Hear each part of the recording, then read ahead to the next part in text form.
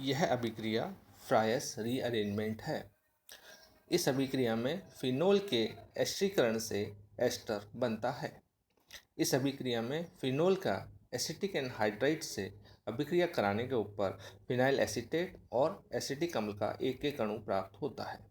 Phenyl acetate का dry aluminium chloride की उपस्थिति में गर्म करने के ऊपर एसिटाइल फिनोल के अणु प्राप्त होते हैं जो ऑर्थो और पैरा कंपाउंड होते हैं।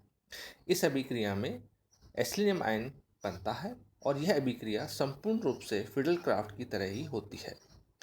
इस अभिक्रिया के प्रथम पद में प्राप्त उत्पाद फिनाइल एसीटेट का एल्यूमिनियम क्लोराइड के अभिक्रिया कराने के ऊपर एसिलियम आयन और एसिटाइल आयन प्राप्त होते हैं।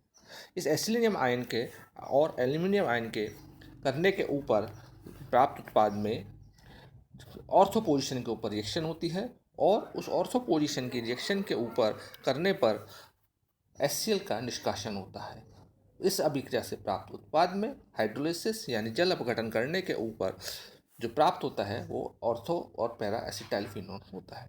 यही अभिक्रिया फिनोल के ऊपर एसिटाइल क्लोराइड से कराते हैं तो उसमें प्राप्त उत्पाद फिनाइल एसीटेट ही प्राप्त होता है, लेकिन इसमें नाइट्रोबेंजीन की उपस्थिति में एनहाइड्रस एल्यूमिनियम क्लोराइड कराने के ऊपर प्राप्त उत्पाद एसिटाइल फिनोल या दूसरे शब्दों में हाइड्रोक्सी एसिटोफिनोल प्राप्त होता है।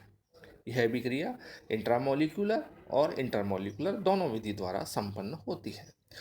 अंतरा आणविक क्रिया विधि बेटले ने 1948 में समझाया था और अंत आणविक विधि को क्राफर्ड ने 1959 में अंत विधि द्वारा समझाया था। अंतरा आणविक क्रिया विधि में एल्यूमिनियम क्लोराइड में के रिएक्शन के अंदर कराने पर बताया कि इस प्राप्त उत्पाद में फिनोल के ऑक्सीजन से एसिटाइल ग्रुप और एल्यूमिनियम क्लोराइड दोनों जुड़े होते हैं, जिसमें HCl के निष्कासन से प्राप्त उत्पाद का अपघटन करने के ऊपर एसिटाइल फिनोल प्राप्त होता है।